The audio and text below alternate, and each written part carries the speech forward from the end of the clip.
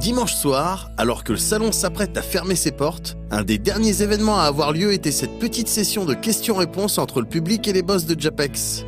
L'occasion pour nous de les attraper quelques instants juste après la conférence et juste avant qu'ils nous filent entre les doigts. Cette année a été quand même sous le signe de la canicule. Comment est-ce que vous avez géré? Est-ce que ça a compliqué votre boulot?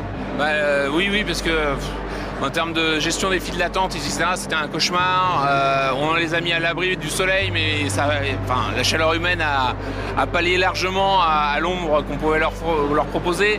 Et puis, on a augmenté les dispositifs de secourisme. On avait plus d'infirmiers. On avait, dès le deuxième jour, dès le troisième, je ne sais plus quand. Deuxième. Il y avait des équipes supplémentaires par rapport au premier jour, puisque jeudi a été le jour le plus chaud et donc le jour le plus difficile. Et à ça, comme on rajoute Vigipirate, qui ralentissait un peu les choses, c'est une année en termes de logistique, notamment pour les files d'attente, très douloureuse. Cette année, j'ai l'impression, est-ce que c'est juste un sentiment, qu'il y avait un nombre d'artistes assez hallucinant? On se promène dans les salons et il y avait des shows sans cesse. Est-ce que c'est une impression ou est-ce que c'est vrai? Ah non, c'est très très vrai. Il y a des artistes, il y a des scènes qui ont popé partout, notamment parce qu'il y a eu énormément de shows d'idoles. Oui, c'est vrai qu'on a beaucoup de gens qui ont postulé à Japan Expo, mais comme on n'a pas pu les retenir pour les intégrer à nos scènes, on a décidé de venir par leurs propres moyens sur leurs propres scènes. Donc c'est super sympa. C'est vrai que ça a donné un côté un petit peu plus festif, j'ai l'impression, toutes ces scènes aussi.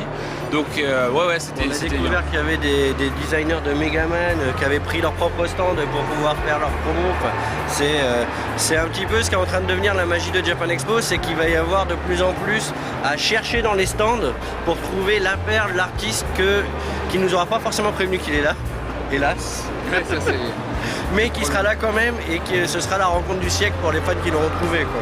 Ok, dernière question.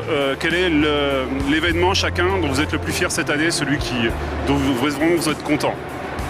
Moi, forcément, Miyamoto, parce qu'il y en a tellement, mais celui-là est particulièrement exceptionnel.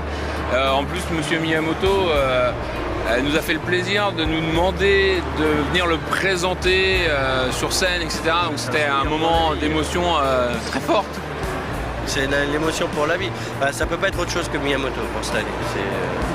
C'était trop fou. Après, j'aimais bien Kobayashi, j'aimais bien Kozaki, j'aimais bien. Voilà. Il y avait Yoshiki, mais maintenant il fait partie de la famille presque. Yoshiki, toutes les semaines, il vient, on mange. C'est bon.